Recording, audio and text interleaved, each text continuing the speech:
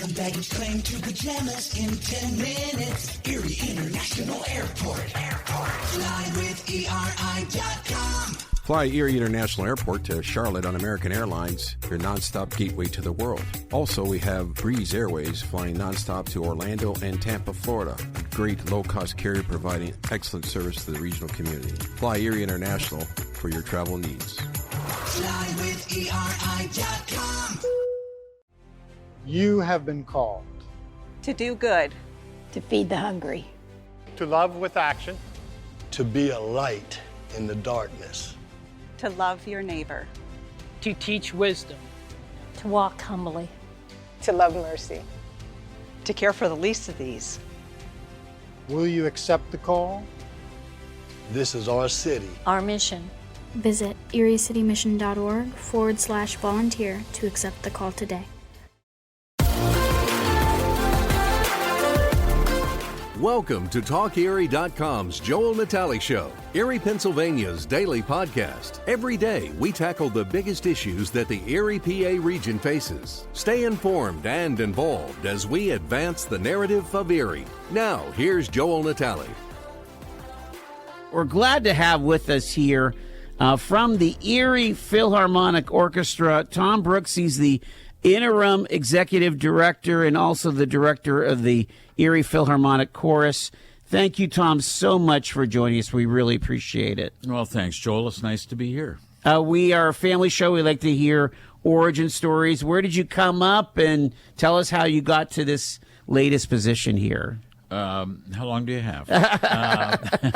You mean where I grew up? Yeah, where'd you originally? grow up? Yeah. I grew up in Nashua, New Hampshire. Okay, so you're New Hampshire. I'm a New Hampshire boy. A New Hampshire, Hampshire, as they call it up there. Yeah. Oh wow.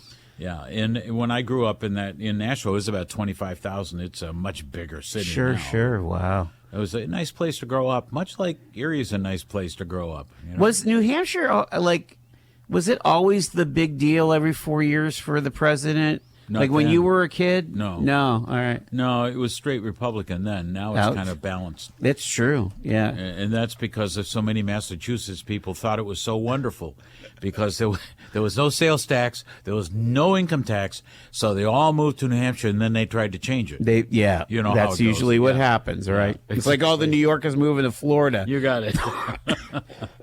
We're gonna make it like New York and make Miami like Brooklyn. Anyway, yeah. didn't want to live there, but we moved down there. We want to make it like where we just left. You know? Exactly, typical. And what was your? It sounds like you have had a music career, right? Right, exactly. Okay, so tell us a little bit about that. Well, I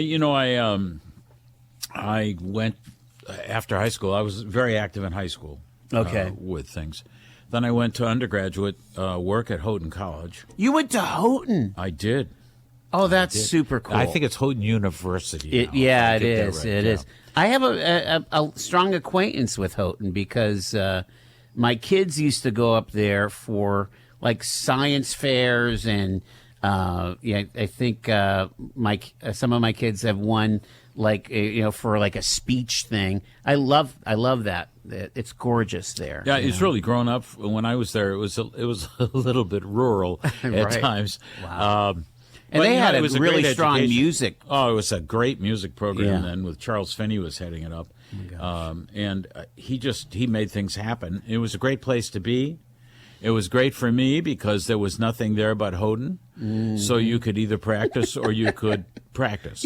One of the, or there were no distractions. There were none. None. Oh, my so gosh. I practiced, you know. Yes. So what was your degree in at undergrad? I had a Bachelor of Music in Vocal Performance. Vocal Performance. Right. Wow. Fantastic. And then I I got into New England Conservatory kind of a backward way. I had studied at Chautauqua, so I knew Josephine Antoine. And I was going to go to the University of Illinois, but it was in the middle of the Vietnam conflict. Yeah. And so in the Vietnam conflict, they decided they were going to draft everybody, even though, because at that point, you got out of school, you were draftable, period. All right. So I thought, well, I'm on my way. And they had made me group leader on the bus. I thought, oh, this is going to be really good. And I got all the way up there. And they said, you have to go see a specialist. So I went to a specialist. He said, you have a terrible back. Because I am missing a muscle in the back of my left arm. And he said, if anything would happen to you, you'll end up in a wheelchair, and we don't want to touch you with a 10-foot pole. So they flunked me. Wow. But it was October. It was past when I could go to graduate school. So instead, I went down and studied with Frederick Yeagle, who had been a Metropolitan Opera star at New England Conservatory, and he liked me, so he took me and said, I want you to apply. So I applied at New England Conservatory and got in there. Fantastic. On a full scholarship. Now, where's that located? It's in Boston. Right in downtown Boston. Yeah. Yeah. It was a great education for me. Sure. Again, it was just the right place at the right time. Mm. And you stayed in Boston that whole time? Then? No, yeah, I did during that time. But what I did after is I had some sinus problems. I had to have surgery in the Mass Eye and Ear Infirmary, and they told me you really can't do that much for 6 months. So Susan, my wife, and I came out here to visit because her grandmother had died, and I figured while I was here, I'll walk around and hand out resumes. Well, I got a job at First Presbyterian Church down here off Perry Square. Yes. So we thought, okay, well, seeing she was supposed to have our first son in October, we thought, well, we'll move to Erie. So that's what we did, and we lived here for 3 years. Wow. And then I had studied summers at the Hart School of Music in Hartford, Connecticut, and went up there and got taken as a doctoral student with what they called a teaching fellowship. Mm-hmm. So I was a teacher. At the end of that year, I decided, well, you know what? I think I've got all my classwork done. I'm going to leave. I told the dean that. I'm going to go out now. It's a perfect time to get in the market. You know, they don't have to pay you for the doctorate, but you've got all the knowledge, right? Right. And he said, no, you aren't. Yeah. He said, you come in tomorrow morning. We've all talked this over. We're going to keep you right here on the faculty. Come in tomorrow morning. I'm going to give you a contract. Oh, my goodness. So that's what happened. So you ended up in Hartford. So we were in Hartford for 10 years. I taught at the Hart School of Music. Great experience for me. I was on the conducting staff, did a lot of opera, did a lot of major choral works, taught a lot of classes, did all kinds of things. And couldn't finish my doctorate because I was on the graduate committee. It's pretty hard to say, well, I'd like to ask me a question and go to the other side of the table, you know? And at that time... Can we bring in a ring or somewhere? Yeah. So at that time, somebody said to me, why the heck are you going to go in and write a dissertation? You have the job everybody wants. Mm-hmm. So I just went with that. And frankly, it was the right move. Wow. Because having been there with the experiences I had while I was there, some of which were touring with America's Youth in Concert for 4 of the 10 years in Europe with the best high school kids in the country. If you weren't in All-State, you couldn't even audition to get in the group. Wow. And, you know, doing a lot of opera and things like that down there around the New York area, it just made my career. So to this day, you're ABD? Yeah. Okay. Mm-hmm. Twice. Wow. So I'm there 10 years, and then I decide, well, you know what? There was a reason I decided I would leave, but I won't discuss that in the air because it was nothing bad except that I was dealing with an organization I didn't realize I was dealing with called the Mafia. Oh, but we won't go there. Yeah, we don't. Anyway, I didn't know I was there, so I thought I'm out of here. Mm-hmm. So I went to Texas Tech to work with a friend of mine, and while I was there, I thought, you know, it's not a very hard load. I could do a PhD while I'm here. So I got all the hours plus 30 with a PhD, got 4 chapters done of my dissertation, and got a good job in Chicago, so I figured, screw it. So tell me, like, Texas Tech had deep music down there? Oh, yeah, it's a very good program. You just wouldn't think of a Tex, you know, like... It's first rate. Yeah. It really is. Wow. It's a great... And you were staying in the vocal side of things, or did you switch? I was into conducting by then. Because by the time I went to Hart, you know, I got in as a singer and conductor because I started the Mercyhurst College Choir here. And they were interested in me as a conductor, so I went there. And fortunately, when I went to Hart, I had an opportunity to study with some wonderful people by mistake. The way it happened was one night I did a concert, and the dean introduced me that evening to the board of trustees as their new Wunderkind. And And I went home and I said to Susan, I don't know what I'm going to do. Right. I mean, I don't really know what I'm doing. I really hadn't studied it that much. She said, well, what are you going to do? I said, I'm scared to death. So I went up to a studio of an older colleague, Vytautas Mariušas, who was a phenomenal conductor. Wow. He had been in Europe during the Nazi regime. He got locked up for hiding his orchestra people, came to the States. You know, I always said to Susan, if I knew half of what he'd forgotten, I'd probably be a genius. And I asked him, I said, would you take me on as a student? And he said, well, my colleague, there is no reason to do this. I said, oh, yes, there is. Please, would you take me on as a student? So we worked together for 3.5 years. He never charged me $1. Isn't that amazing? Learned a lot from him about real technique on how to handle, choirs and orchestras or opera pits, because he had done a lot of that too. I love how you said it that way. Real technique on how to handle. Oh, yeah. I mean, because that's well beyond keeping the beat and calling for the sections that come in. You're handling people. You handle people, and you have to have a very clean technique with the stick. There shouldn't be flopping around. Oh, yeah. You have to really know how to do that properly, and he was a stickler for that, let me tell you. So when you were in the Metro, I consider Connecticut part of the Metro. Right. Any run-ins with Bernstein and, the New York Phil and all that stuff? No, not with those people. Because that's kind of the era where, because you were kind of hippie aged, Yeah, but weren't they had hanging? longer hair then too. But I mean he was up in what's his summer home for the New York. He was up at Tanglewood. Tanglewood, yeah. No, I didn't do that because I was always working in the summer. I mean, if I wasn't doing the America's Youth and Concert Tour to Europe, I was working at University of Wisconsin in the summer clinics, and then I'd have the Heart Summer Clinics, and I just was busy all summer doing that. Yeah, it makes sense. Sure. Couldn't afford to leave town. Right. So Texas, and then Chicago. I went to Texas, then I went to Chicago. What was it in Chicago for you? I was there to teach voice and do the choral program, and I was doing guest conducting with the Chicago Chamber Orchestra. Nice.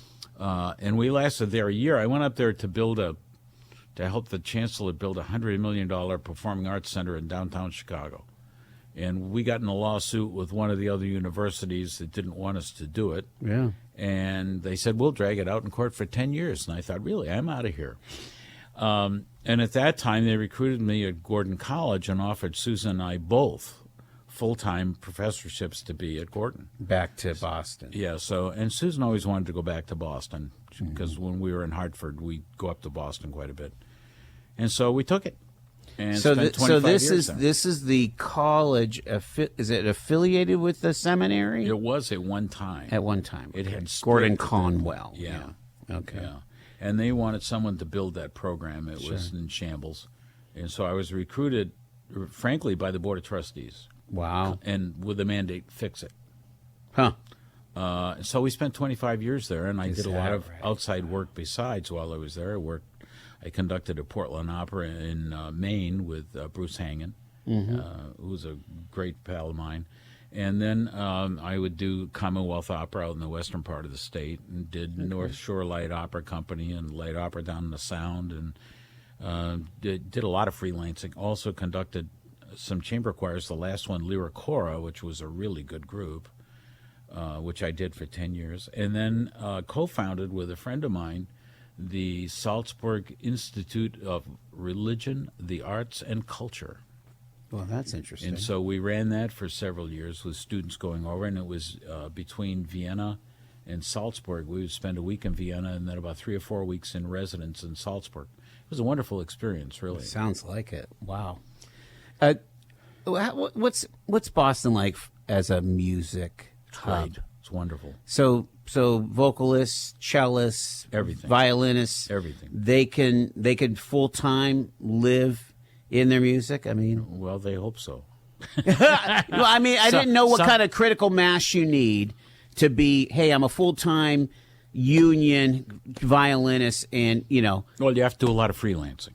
There's a lot what does of that mean? Playing maybe 3 or 4 different orchestras. Okay. Where you, which is kind of typical, right? I mean, in some ways, yeah. Unless you're in something like the Boston Symphony, where you have a full-time contract, right? So that's very rare these days, right? The full rare time for for all of our tastes. Yeah, but it was a wonderful environment to be in, with great musicians and great colleagues to work with, and we put together a really good program up there. Yeah. And it was a good experience. And then we decided to retire, so we came to Gordon. Came to Erie. I mean, yeah. I love that Erie is a choice as a retirement community. I think it is. It's a wonderful city to live in. I think, people that are always saying to me, well, I will leave Erie. Oh, well, I used to hear this from friends when they're going to lengthen the runway. We'd come out in the summers, and what are they going to do that for? Who'd want to come to Erie anyway? And I always wanted to say, so why are you here? Right. But it is a really good city. I know everybody thinks they want to go to the big city, but then when you've been there, I can remember at one point sitting in a traffic jam on a Sunday afternoon thinking, I got to retire. This is nuts. Enough of the big dig. We've got to go. You got it. I want to ask you, when you came back to as Erie as a retirement, did you anticipate, having a lot of work with the Phil or the music scene here in Erie? No, actually, what I was doing was I came here and retired, but I would go back and forth to Boston. I was still doing Lyricora. Mm-hmm. So, that gave me something to do, supposedly, in retirement. Right. I wasn't super busy doing that, but, I'd go back maybe one weekend every 4 or 5 weekends, Sure. Out of every 4 or 5. And I enjoyed that. And Susan was happy with that. Mm-hmm. She didn't like me to go necessarily, but, Right. I used to do that, and I kept my hand going. Yeah. And then someone said to me, you really ought to join the Board of Governors here. We could really use your help. You've done a lot of administrative work. You've traveled a lot. Music well. And I thought, no, I don't think I want to do that. I came here to retire. I'm done with that. And then Susan and I sat on the porch and said, well, I guess, if we're going to live here, we ought to make some contribution. So I said, okay, I'll join the Board of Governors. Well, that was it. That was the beginning of doing more and more. Wow. Which, frankly, I've enjoyed. Yeah. I do love this you ended up becoming the Philharmonic chorus director, right. Correct? How long ago was that? 5, 6 years Has ago. Has it been? Yeah. Wow. And then more recently, you are the interim director, executive director, which is kind of running the whole back office. Can you explain to our listeners kind of the division of duties at the Philharmonic? Because people know Daniel Meyer. He's got his role as musical director. Right. So he's the musical director and the artistic director. And what I basically do is run the office and the business side of it. Mm-hmm. So I'm the guy who's looking to get money from you. Right, sure. Yeah. It's what it amounts to in a sense.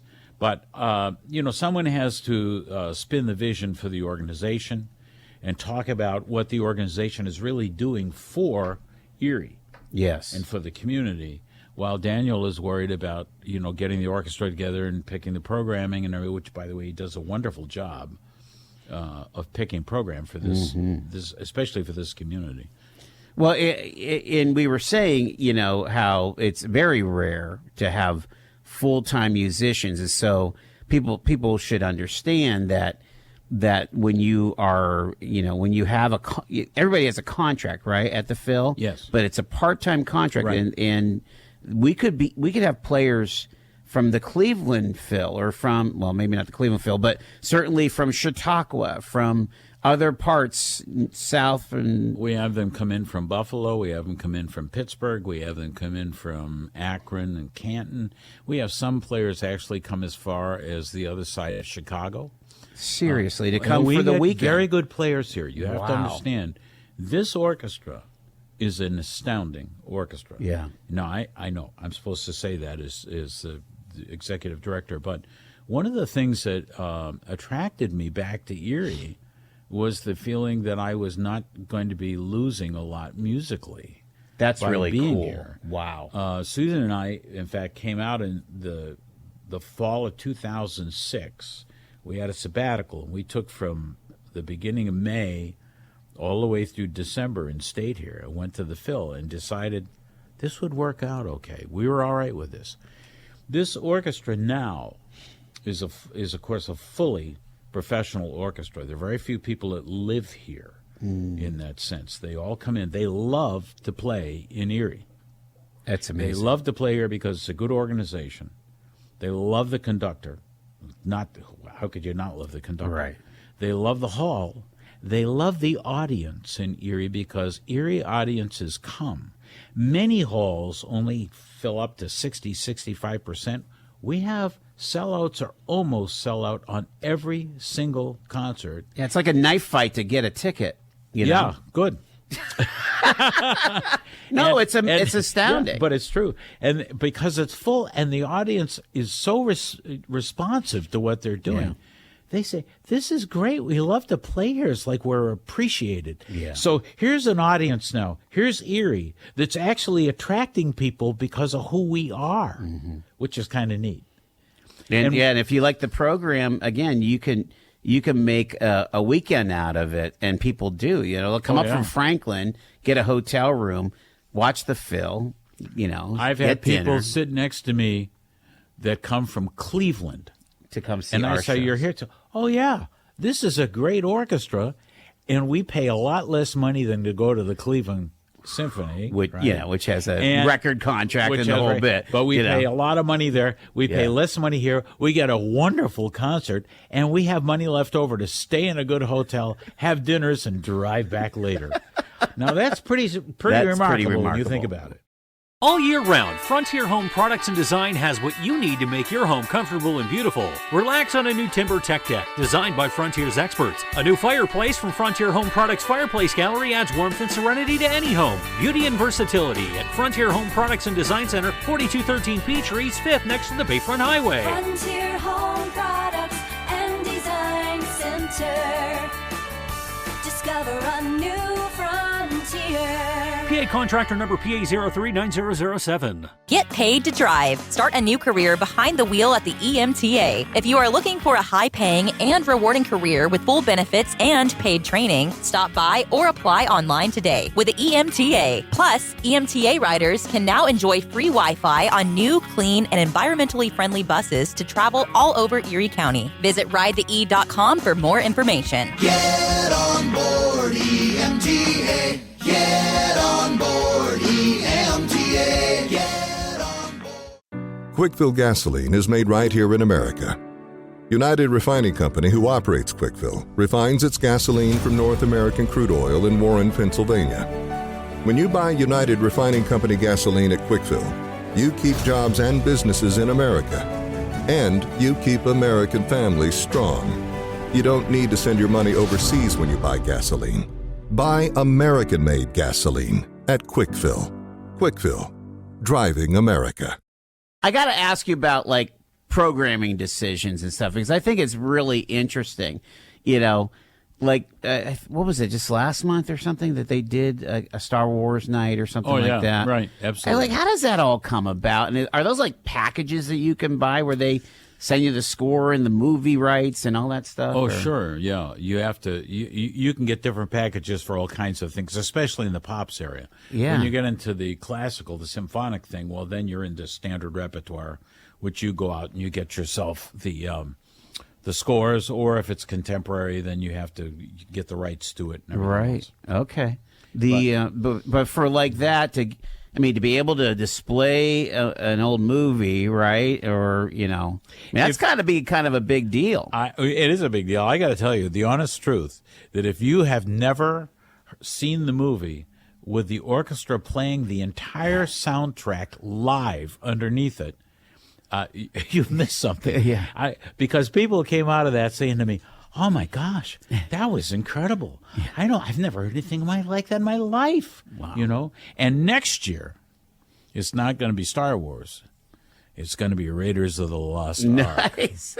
which is another great score underneath it. Right? John Williams is just going to the bank with buckets and buckets of cash. He's a great composer. He really is. Wow. So to hear an orchestra live underneath that, where you actually feel the emotion, and see, you can watch the orchestra on the screens right above them. It's a great experience. People should never miss that. A couple of years ago, we went to one that was the Knights, and so it was Sir Elton, Sir Paul, and I can't remember the third one. Right. And they brought in actual guest singers. Yeah, right. And it was fabulous, but it was great how that all worked out. Now, of course, on the symphonic side of things, you love to get that specialty pianist, or like, what is it, Milos that was on? Milos was here, yeah. Yeah, with the guitar. He was amazing, yeah. I didn't get to see him. Did he play 12-string, 6-string, both, or what? Just standard acoustic guitar. Acoustic guitar, yeah, okay. It was, he's amazing. Yeah. I mean, you never think of a guitar you think of strumming a guitar. Right. These guys play it like it's a virtuoso, well, it is a virtuoso instrument, and historically, it was a virtuoso instrument. And so they have completely brought all of this back, and he's probably one of the very top guitarists for the last decade. Wow. And a wonderful person, by the way. He was so nice to work with. I mean, just a real pleasure. We're seeing now, too, that some of the pop stars are starting to get involved with classical music, right? Where, Lady Gaga is the one that comes to mind, but I think even I'm blowing it, but that just kind of there's like this this kind of amalgam, or this intermingling of kind of pop culture and the classic culture, and some purists would say we can't have that, right? Yeah, but there's always been a certain amount of crossing the lines, and I mean, I think you see this today because I think culture has changed quite a bit. If you think about where it was in the past, artists were always the ones who are kind of bohemians. They hope they had enough to eat this week, that kind of thing. But that has all changed. If you look at the culture today, it's not that any of us are, well, most of us anyway, myself included. I'm not wealthy, but I'm not worried about where I'm going to sleep tonight. I don't worry about that there'll be heat in my house. I don't worry about the fact that I have a car to drive. I don't worry about whether I'm going to have a meal tonight. Yeah. We don't have the worries that they had at one point. Wow. And I think that changes how people now look at the arts totally. So you have sort of a popular side to the arts, but you also have the historical and the high art side to the arts. And I think more and more people are actually enjoying that. I heard someone say that the average age of people now going to the Pops in Boston is about 52, 53, if I remember the figures right. I might be off Is a little that bit. starting to come down then? Well, the symphonic side is in the 40s. It's 45. Really? So younger people are going to the symphonic side that are going to the Pops, which I find isn't that interesting. It is so interesting. And even my cousin, before he passed away, he had just listened to rock and pop music all the time. He finally said to me, I'm starting to listen to classical music. I've heard all of this for 40 years. Now I want to do something else. Yeah. Wow. Well, I think sometimes that is the reason why for years we've said, well, it's all the white hairs that go to the symphony, And they were saying that at the turn of the century. I'm talking about the 20th century. Right. By now they had all died. Right. But there was a point that Tchaikovsky was a pop artist. Right. When you think about it, when he came to, what was it, America in the 1910s or something like that. Sure, and so when you think about it, why would you not cross the line and enjoy both sides of this? Yes. There's so much for us to explore in our lifetime. Why stay in one channel only? There's a thing, and again, you came up in education. There's a thing about music appreciation, though, that needs to be taught. Just like we have to teach the trades again in the schools, we have to teach the arts and music appreciation in the schools. I'll never forget when my brother bought, an LP of Tchaikovsky's Fourth Symphony, and I just fell in love as a 12-year-old or something like that. Yeah. And I never looked back. Right. Well, I remember I'll say it wasn't right after the Civil War. It was, but at any rate, I remember lying on the living room rug on a sort of late winter day, and the sun is coming in. It's a Sunday afternoon, and my father had the radio on back when they used to do these symphony hours like Newberry and Woolworth and all those people, and listening, I think it was to a Brahms symphony. Wow. Which I had never heard before, and Sure. he was listening to it, and I fell in love with it. I just thought, that is so beautiful. Yeah. And I still remember that from, I must have been 10. Mm-hmm. And I can remember the color of the rug where I was. It's as if it's just as alive today as it was then to me. And then again, like you were talking about the pop, the pop affecting or redirecting to the classical. How many kids, learned, our age from Bugs Bunny, learning. Killed a rabbit. Killed a rabbit. Well, and I'm thinking about Ocean's 11 and what is it, Debussy or Debussy? I don't know how to pronounce. But no, Claire de Lune, Yeah. I mean, think about it. Sure. I mean, it's just. And it's beautiful music. Yeah. Period. But I think that's why we run at the Philharmonic. Half our series is pops, half our series is classical. And we sort of try to encourage people as much as we can. Hey, try both sides of this. Right. And you can buy tickets strictly to the pops part of it or strictly to the symphonic side, or you can do a mix and match. Right. And get a series that way and get a discount as a mix and match by looking at the program. What would I like to hear?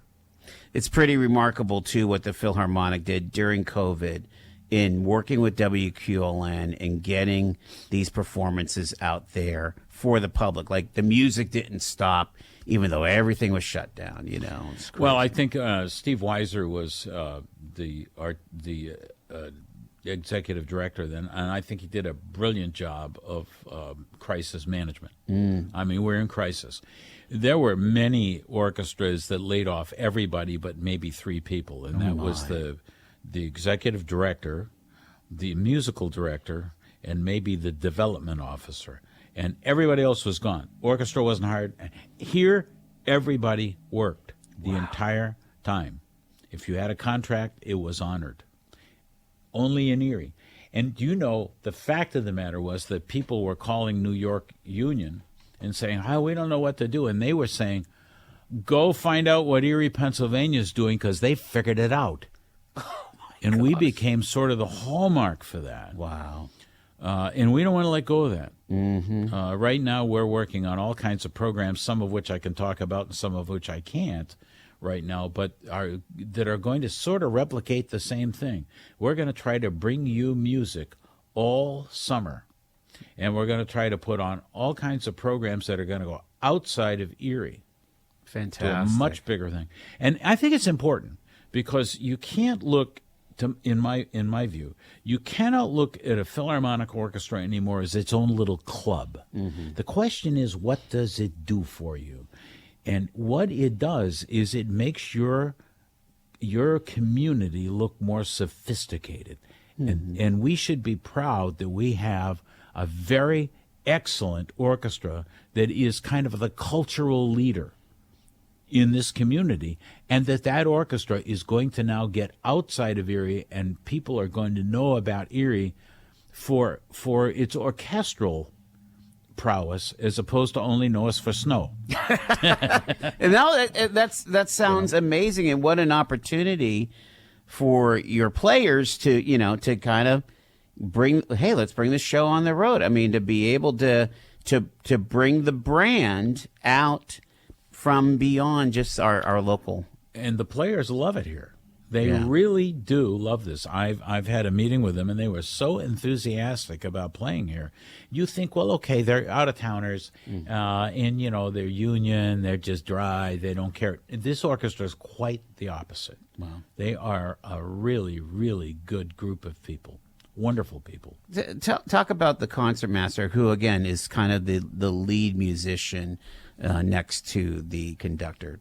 What's the story? Well, the concertmaster is kind of the leader of the orchestra, but in one sense. Okay. In that he leads the string section. So he often takes care of a lot of the string problems immediately. String problems? Yeah, sure. You have bowing. Everybody has to be on the same bow. They're all going down and coming up at the same time. Oh, that section. Of course. Okay. Because it has to phrase. You have to phrase it all the same. And so, he can look after that.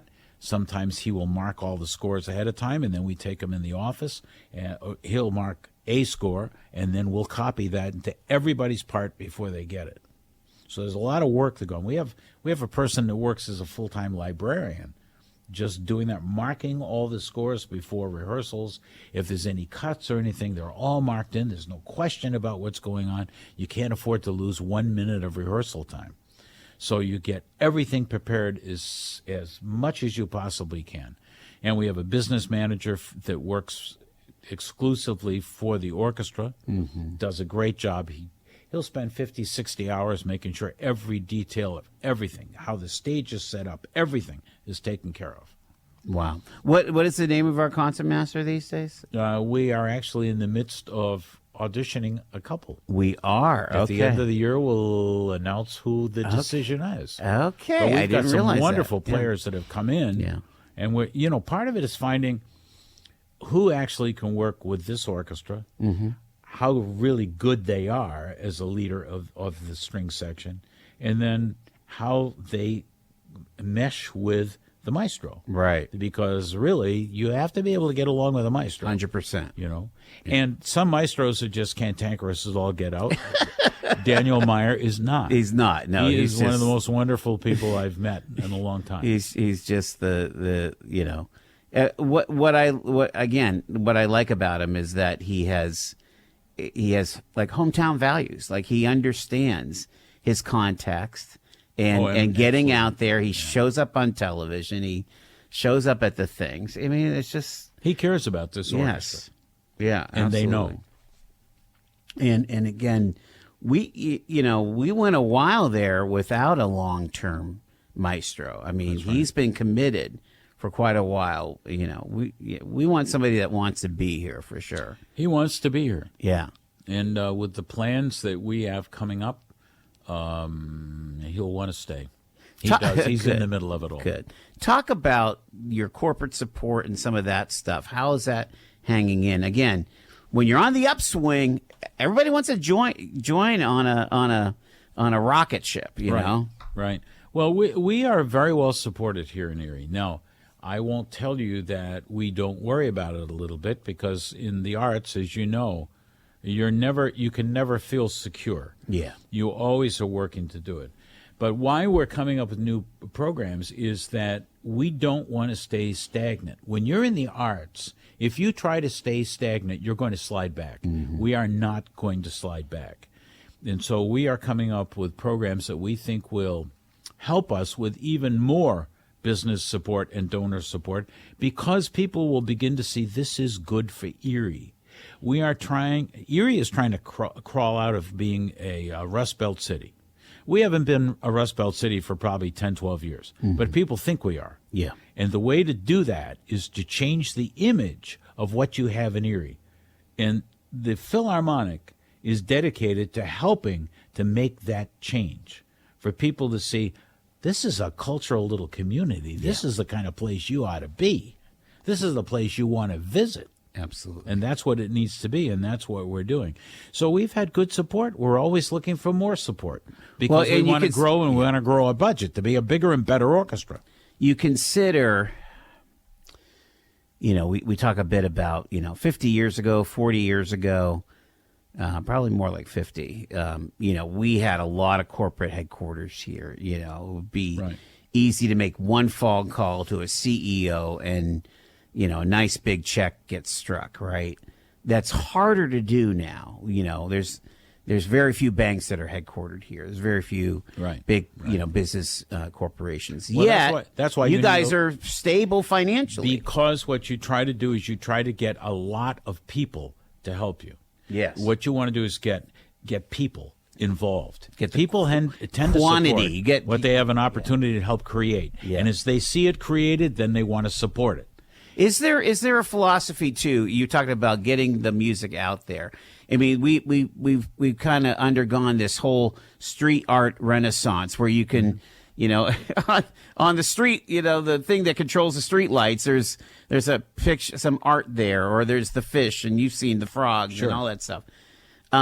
Is there an equivalent of that with the Phil or with music like that, live music? Yeah, in some ways there is, but we do it a little bit differently. Yeah. We're trying to give you the experience economy in a sense, and I'll tell you why. We have really stressed the educational aspect of what we're doing. So we are trying to support our music teachers in the area. We run their in-service days, which we put together for them. We have a junior Philharmonic orchestra where kids can play in their own Philharmonic. You understand that right now in Erie County, I don't think there's maybe only 2 or 3 high school orchestras left. That's it. Wow. They're gone. That's amazing. So we provide that, and we provide for out of region. There are kids who drive 50, 60 miles to get here. And that's an opportunity. We now have a whole junior choir program going that goes from 3rd grade to 12th grade. And the upper level kids, what we're trying to do is teach them how to sing. Not just teach choral music, teach them how to sing. Yeah. We have in-school programs that we do where we send people in residence for 30, 60 days at a time. We go for special events to schools and what we call petting zoos where the kids can see all of the instruments and try to play them and all. These are all the things that we're doing in the community. You can say, well, okay, we see the art. Well, visual art you see, music you hear. And so we are doing that through these kinds of programs. That's tremendous. That we think is going to make a huge difference in the fabric of the community. While we bring in a professional orchestra, the rest of the organization works in the fabric of this community, growing it itself. Tom Brooks is with us. We just got a minute or two, Tom. Let's talk about performances you got coming up and maybe season announcements and things. Are we at like mid-season right now? Are we at the end of the season? We're at the tail end. Yeah. On, let's see here. On May 3rd and 4th, we do the music of the Beatles. Nice. That'll be a great Pops night. Sure. And then on the following weekend, on the 10th, we're going to do a big production of Verdi's Requiem, which is going to be, if you've never heard the Verdi Requiem, you ought to hear it. It is just an astounding piece. Wow. And then next year's series are out. You can find out all the information if you get on eriephil.org. You'll see everything that is going to be there next year. You can order tickets online. You can come into the office. You can call. You'll find that our people are very, very helpful in helping to get you situated with exactly the program you need. Yeah, I mean, to wrap it up, I mean, really, the Philharmonic is on such a strong footing right now that it's looking for new opportunities, isn't it? Exactly. We're in an expansion mode. We're in an expansion and growth mode. Wow. And the growth mode that we will have will be the growth mode that will also help Erie be in a growth mode. We are Erie's orchestra, and we will promote Erie while we're doing it. Beautiful. Tom Brooks, the interim executive director for the Erie Philharmonic, also directs the Philharmonic Chorus. If you want to audition for the chorus, when is that? Well, if you look on the website, we run mostly 4 or 5 times through the summer, but the next one is June 7th. Saturday, June 7th is an audition day. Yeah, if you know how to use that diaphragmatic breathing. Sign up. Thanks, Tom, for taking the time. Yeah, thanks so much. You've been listening to The Joel Natale Show, Erie, Pennsylvania's daily podcast from TalkErie.com. Subscribe to our show on your favorite podcatcher and get involved by emailing Joel@TalkErie.com.